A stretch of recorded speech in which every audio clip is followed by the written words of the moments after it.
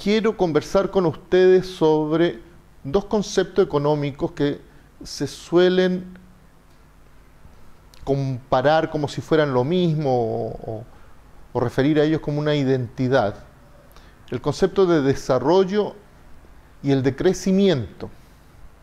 Continuamente es una gran preocupación de las autoridades y de los especialistas en economía decirnos cuánto creció un país, un territorio, o cuánto retrocedió en caso de que haya una recesión.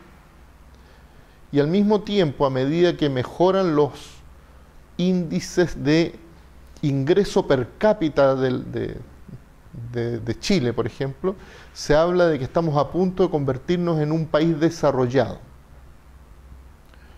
Y yo creo que es importante entender que crecimiento no es necesariamente lo mismo que desarrollo. El desarrollo tiene que ver con una medición de tipo que yo llamaría cualitativo sobre todo. Es decir, que la gente viva mejor. El crecimiento económico lo que mide es cuánto aumentó en un país, en un territorio, en un área dada de un periodo a otro, la producción de bienes y servicios. ¿Y por qué eso es distinto?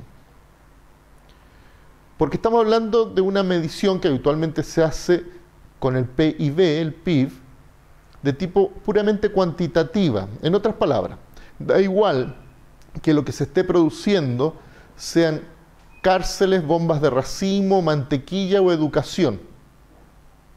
Incluso puede darse el absurdo que lo que se esté produciendo tenga externalidades altamente contaminantes y luego ese mismo país se vea obligado a tener muchos servicios para limpiar la contaminación. Entonces, en primer lugar, voy a sumar al producto esta mercadería contaminante y luego voy a sumar al producto todo el esfuerzo de descontaminación, sin que necesariamente estemos mejor al final que al principio. Lo que hay detrás de esto es una cierta concepción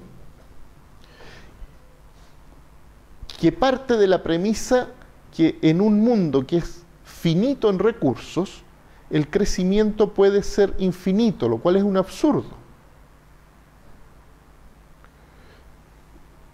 Y especialmente en casos como la economía chilena, que se caracteriza por ser una economía exportadora de materias primas o de productos con poco valor agregado, sobre todo es una economía que se suele llamar extractivista, porque es una economía basada en la minería, es difícil olvidar que va a llegar un momento que lo que vamos a tener son grandes hoyos, napas subterráneas probablemente envenenadas,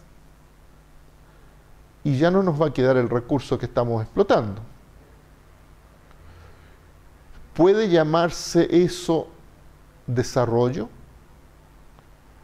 En otras palabras, cuando el crecimiento ni siquiera es sustentable en el largo plazo y cuando perjudica otras actividades económicas humanas, difícilmente yo lo llamaría desarrollo. Pero en el caso chileno tenemos otro problema, que hemos comentado otras veces, que es la terrible mala distribución de la riqueza. Es decir, los índices pueden decir que per cápita aumenta el producto del país, es decir, que si lo dividimos por el número de habitantes, el resultado es superior y por eso nos vamos acercando a lo que se espera que tenga un país desarrollado. Pero luego cuando vemos la distribución, notamos que el 0,01% recibe el 11% del producto y así. De tal manera que en realidad el 90% de la población recibe algo que no tiene que ver con este ingreso supuestamente per cápita. En el fondo somos un país muy pobre, muy endeudado, el habitante común, en el que una minoría de la población se está quedando con el grueso de la riqueza. De nuevo, esto tampoco puede llamarnos en el sentido común a que estamos cerca del desarrollo. En realidad tenemos un crecimiento, es cierto, pero bastante depredador, tanto de la naturaleza como del ser humano.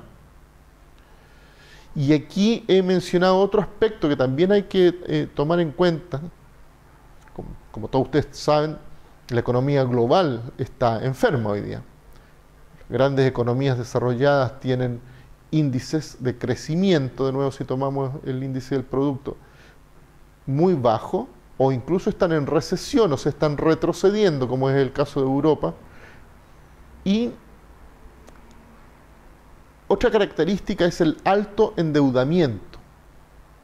El capitalismo de nuestra época se caracteriza por una especie de adicción al crédito y la deuda.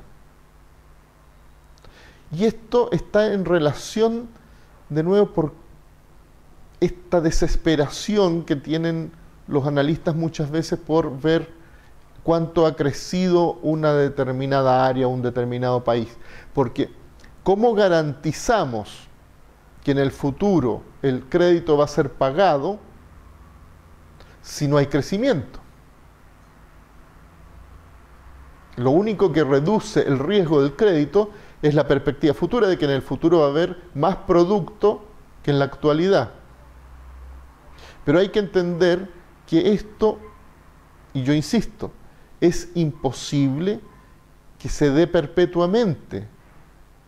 Tenemos un mundo con recursos limitados, la explotación bajo el capitalismo se basa en conseguir el máximo lucro posible y hay una cierta